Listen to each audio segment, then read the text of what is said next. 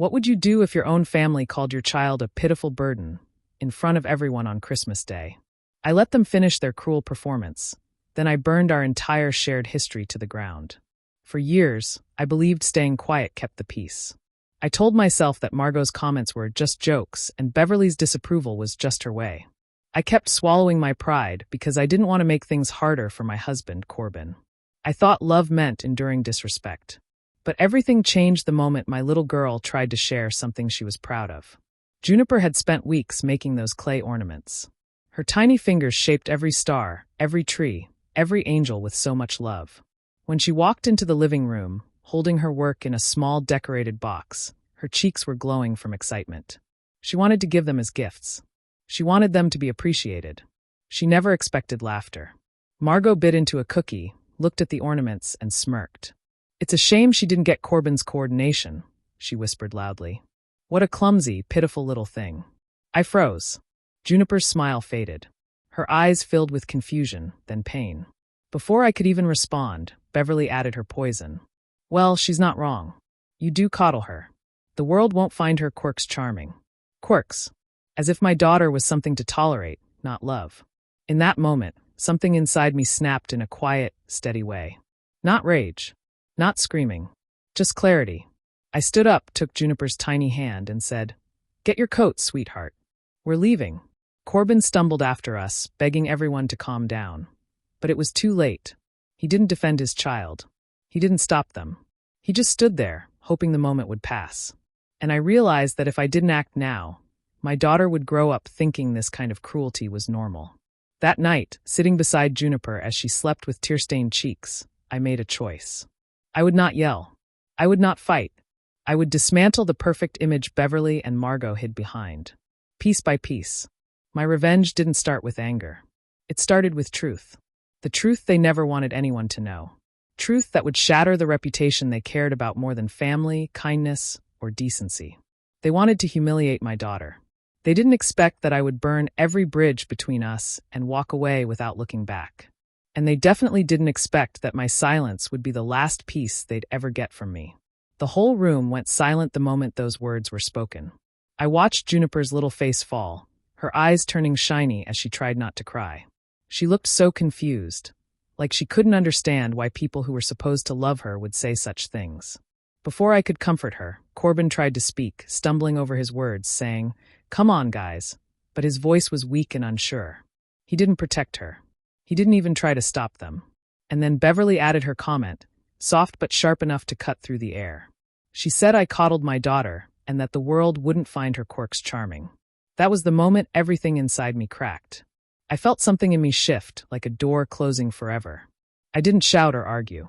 I didn't give them the drama they always expected.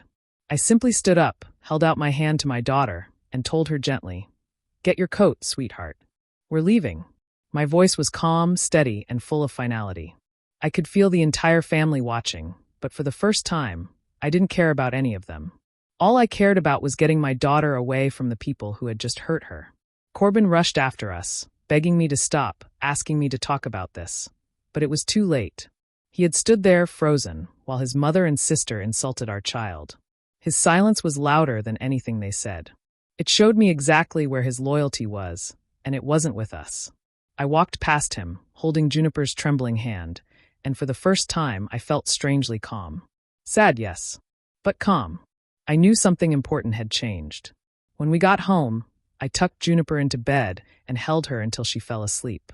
Her small body shook against me, and it broke my heart that she had cried herself tired. After she finally drifted off, I sat alone in the living room. The Christmas lights were still glowing, but they felt cold. I stared at them and made a decision. I wasn't going to yell at anyone or demand apologies. I wasn't going to beg Corbin to choose us. I wasn't going to pretend things could go back to normal. Instead, I was going to tear down the perfect image his family loved so much. Their pride, their fake politeness, their bragging, their spotless reputation. I was going to take all of it apart slowly and cleanly. Not out of hatred, but out of protection for my daughter.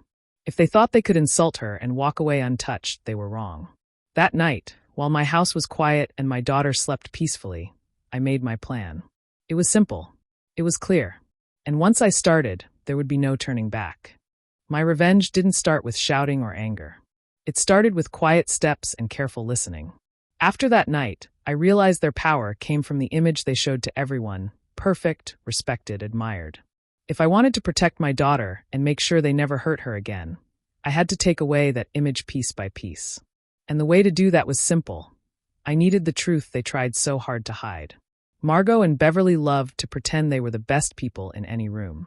They acted like they were above everyone else, like their lives were spotless and their choices were always right. But people like them always leave a trail behind, and I knew exactly where to look. I started by reaching out to old friends of the family, people they had pushed away, ignored, or treated badly over the years. I didn't ask for gossip. I just listened. And slowly, the pieces started to come together. That's when I learned the truth about Thad, Margot's husband. He had a serious gambling problem. Not a small habit. Not something harmless. It was big enough that he was hiding it from everyone. He had taken loans, made risky bets, and even used money that wasn't his. And Margot knew. She just pretended everything was perfect so no one would ask questions. Then there was Beverly. She loved bragging about her charity board membership, as if she was saving the world. She wore that title like a crown. But the truth was completely different. She hadn't raised a single dollar for the charity in years. She didn't organize events or help anyone. She just used the name to look important at parties. It was all for show, nothing real beneath it. The more I learned, the more I understood something important. Their whole sense of power came from people believing their stories. If those stories fell apart, so would they. I didn't rush. I wasn't looking for quick satisfaction. I was careful, patient, and quiet. I gathered everything slowly. I kept every message, every small detail, every confirmation.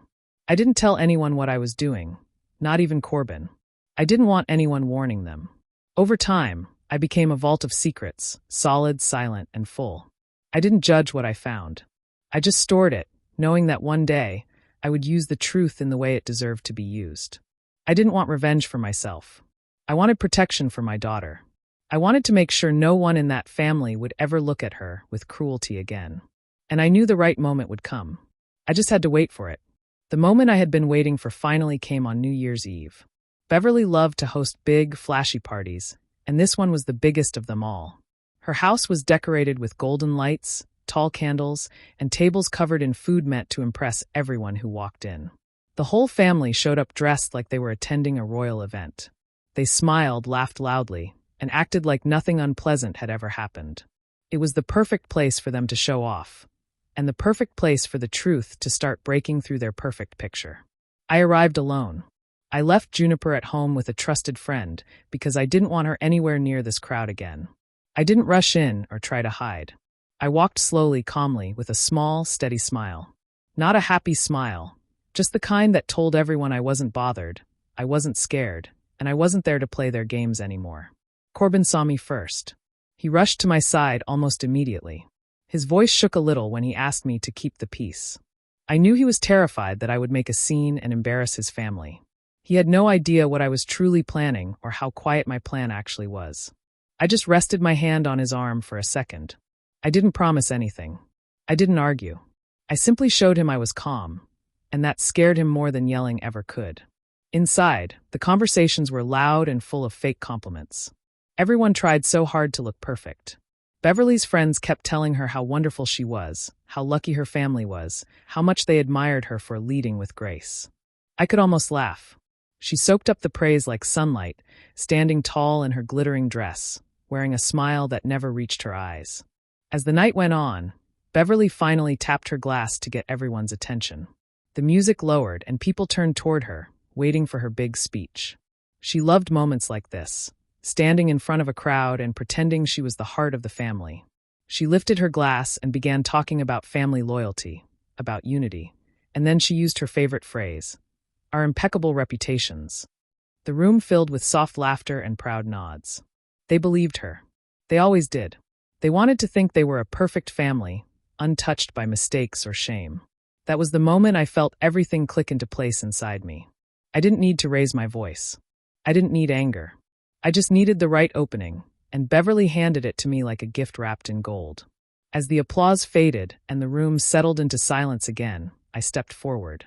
Calm, steady, certain. The moment I had prepared for, slowly, quietly, and carefully, had finally arrived. And I knew exactly what to say. As the clapping slowed and the music faded into the background, I stepped forward. I didn't rush. I didn't raise my voice. I simply took one small step, and the room seemed to tilt toward me. People turned their heads, curious, expecting me to compliment Beverly like everyone else always did. But I wasn't there to flatter her. I was there to finally pull the curtain back. "What a beautiful toast," I said, keeping my voice steady and clear. The room quieted even more. It really makes me think about the importance of truth. I saw Beverly's smile freeze just a little. She wasn't used to me speaking up. She definitely wasn't used to me speaking in front of her guests. But I continued, keeping my tone calm, almost gentle. "For example," I said, "the truth about where the funds for the charity auction actually went last year." I didn't need to shout. I didn't need to explain everything. Just saying those few words was enough. People shifted uncomfortably. Eyes widened. Heads turned toward Beverly. She blinked quickly, like she wasn't sure she heard me right. Then I looked at Thad. I didn't even say his name. I didn't have to. I just let my eyes land on him for one quiet second. His face turned pale, almost gray. He knew exactly what I meant before I even finished my next sentence. Or, I added softly, the truth about the second mortgage on the lake house. You know, the one taken out to cover certain debts. You could have heard a pin drop in that room. The music had stopped completely. Someone near the back gasped. I watched Thad's hand shake as he set down his drink. Margot clutched his arm like she was going to keep him from falling over. Beverly tried to keep smiling, but her face looked stiff and twisted, almost painful. Her mouth stayed stretched, but her eyes were full of panic. It was the smile of someone who suddenly realized they had no control at all. A smile that said she was trying to keep everything from collapsing, but it was already too late. Around us, people whispered quietly, unsure if they should look away or stare. Beverly opened her mouth, ready to deny everything, but nothing came out. She couldn't find a single word. Not one. And for a woman who loved talking, that silence was louder than any argument. I didn't shout or accuse. I didn't show anger. I didn't even say more than what the outline of truth required. I just let the room absorb what I had said. I let them fill in the details themselves. They all knew something was wrong. They had known for years. They had just never heard anyone say it out loud. In that short moment, their perfect image cracked. The shine faded. The mask slipped. And Beverly, the woman who loved being admired, stood frozen in the center of her perfect party, unable to hide behind her practiced smile. The truth, spoken softly, did more damage than screaming ever could. Margot reacted first, just like I knew she would. She didn't think before speaking. She never did. She pointed at me with shaking hands and shouted, "You bitter witch! You're lying!" Her voice was loud enough to bounce off the walls, desperate and panicked. She wanted the room to turn against me, to make herself look like the victim. But I didn't flinch. I didn't even blink. I turned toward her slowly, letting the silence stretch. My voice, when I finally spoke, was cold and calm. "I have bank statements and loan documents, Margot," I said. "All of it collected legally." Her mouth opened and closed, like she was trying to find another insult to throw at me, but nothing came out. She didn't expect me to be prepared. She never thought I had the strength to stand up to her. People around us were whispering, shifting uncomfortably. They weren't looking at me with judgment anymore. They were staring at Margot and Thad, waiting for them to deny it, to say something, anything. But they couldn't. They knew I wasn't the type to speak without proof. I took a breath and stepped closer, not enough to threaten her, but enough to make sure she heard every word clearly. But tonight isn't about sharing every dirty thing you've all tried to hide. I watched her face twist in confusion. She expected me to unload everything right there, to humiliate her completely. But I had something else in mind, something far more important. "This is about one thing," I continued, my voice steady and low. "You will never speak to my daughter again." That sentence hit harder than anything else I had said that night. Margot's eyes widened with shock, like she couldn't believe she was losing control over me. She opened her mouth again, but I lifted my hand slightly, stopping her before she could scream again. "You look at Juniper," I said, "and you see a flaw." My voice tightened with emotion, but I didn't look away. I wanted her to feel the weight of what she had done. I look at her and see my entire world. I let those words sit in the air. The room was completely silent now. No one dared to move. "Your opinion," I finished quietly, "is worthless." Margot's face went red, then pale, then red again. She looked like she might explode, but she didn't, because she knew deep down that I meant every word. And she could see, for the first time, that she no longer had any power over me, or my daughter. In that moment, I wasn't shaking. I wasn't scared. I wasn't small. I was a mother protecting her child, and nothing they said or did could touch me anymore. Corbin finally stepped forward, his face pale and tense. He lifted his hands as if he could somehow calm the storm in the room. Okay, that's enough, he said, his voice shaky. He looked at me with wide eyes, silently begging me to stop. I could see the panic in him, the fear of his family turning on him, the fear of losing the image he had held onto his whole life. But I also saw something else, hesitation. And that hesitation told me everything. I turned toward him slowly. All the noise in the room faded until it felt like only the two of us were standing there. He opened his mouth to defend his mother or to smooth things over, but I spoke first. My voice was low, calm, and final. You had a choice, I said. He blinked, confused and worried. I didn't raise my voice. I didn't need to. You chose the comfort of their approval over the defense of your own child. His shoulders dropped slightly, as if those words hit him harder than he expected. He looked away, then back at me, guilt written all over his face.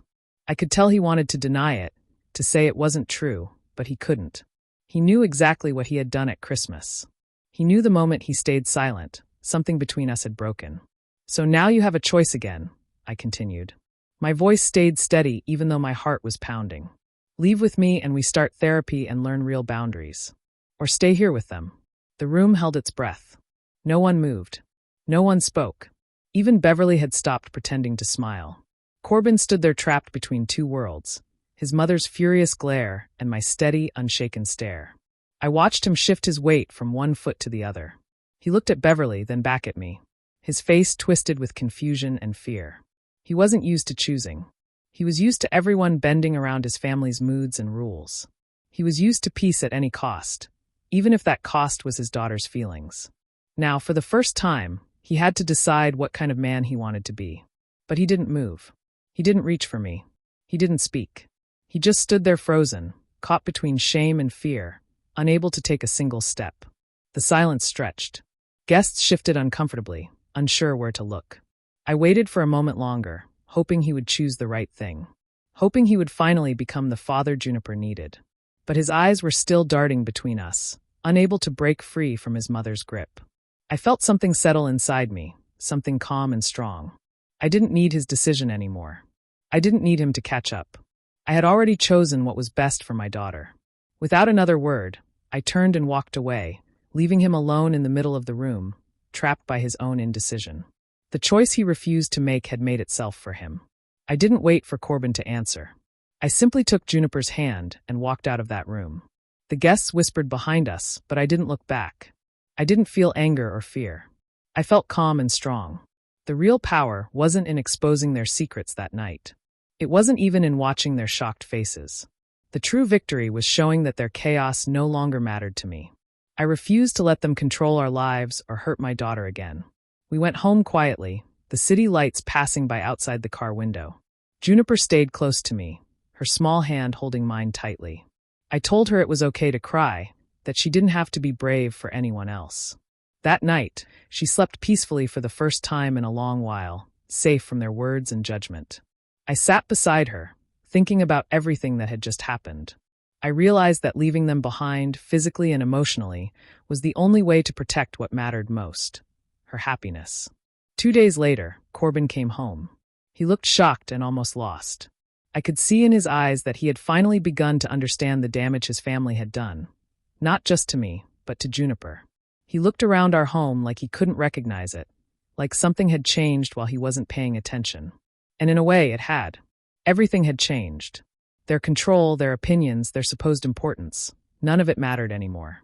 Meanwhile, back in their world, chaos had erupted. Beverly and Margot were blaming each other for what had happened at the party. Thad was furious, but couldn't figure out who to be angry at first.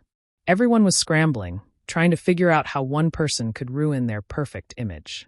I heard snippets from friends and messages from neighbors. It was quiet for me, but behind the scenes, their house had become a storm. They were trapped in their own lies and arguments, and for once, They had no power over anyone else. Corbin and I began talking in small, careful steps. It wasn't easy. He had to face the truth about his family and about his own choices. But this time I set the rules. I didn't want us to repeat the same mistakes. We agreed on strict boundaries. No contact with Beverly and Margot unless it was absolutely necessary, and even then, only on my terms. It wasn't about punishment. It was about protection. Protection for Juniper, for our family, and for the life we were finally going to build without their interference. For the first time, I felt free. I felt like I could breathe without fear. Their judgment, their opinions, and their anger no longer had a place in my life.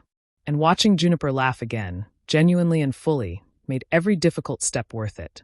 Finally, our home felt like a safe place, filled with love, not fear, and I knew that nothing they did could ever take that away from us. After the chaos with Beverly and Margot had settled, I knew it was time to take the final step. I wanted to make sure that what I had done wasn't just about exposing secrets or proving a point.